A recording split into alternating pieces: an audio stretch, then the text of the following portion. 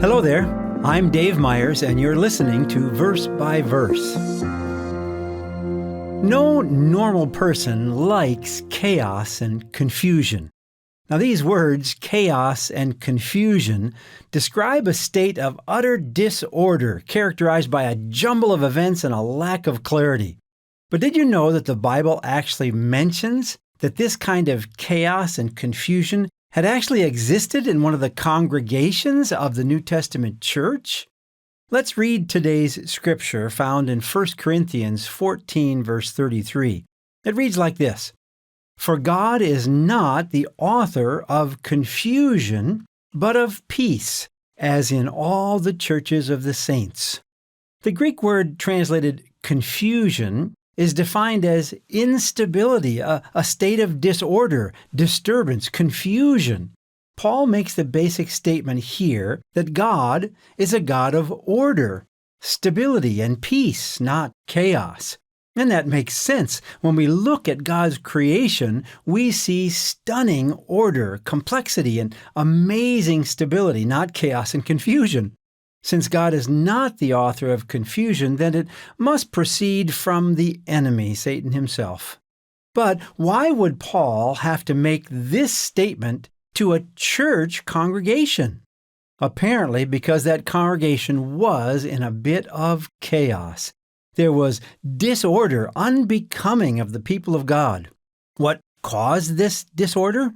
It was apparently the misuse of a gift that God had given. The amazing gift God granted the early church was the gift of languages, being able to speak in a language one had not previously learned, sometimes referred to as the gift of tongues.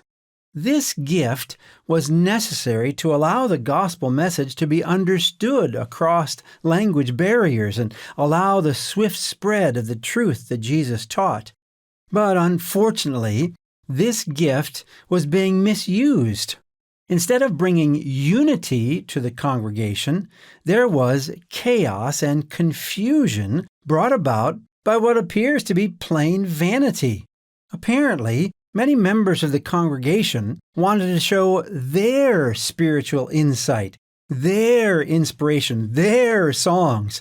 The result was chaos and confusion. So Paul brings order by saying the purpose of a church service is for edification. In other words, building each other up.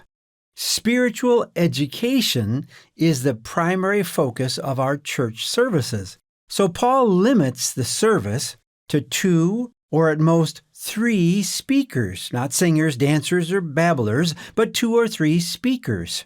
If there was no interpreter to translate one who was speaking in another language, they were to keep silent. If someone babbles on and the others cannot understand, it is confusion. It is worthless. So a church service where people babbling on in a supposed angelic language, supposedly speaking in a language that no one understands, is simply not biblical and not godly. Paul additionally states that in the previous verse, quote, "and the spirits of the prophets are subject to the prophets," end quote. I like the way the New Living Version states it. Remember that people who prophesy are in control of their spirit and can take turns. So, God's Spirit never takes control or possesses one's mind. If anyone gives their mind over to a spirit, it is not God's Spirit, but rather a counterfeit spirit.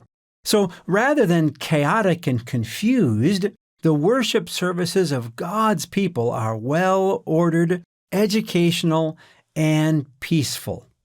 Why? Because God is not the author of confusion, but of peace, as in all the churches of the saints. Verse by Verse is a Life, Hope, and Truth podcast. Check out the show notes to find more free content, like videos, articles, and booklets in our Learning Center.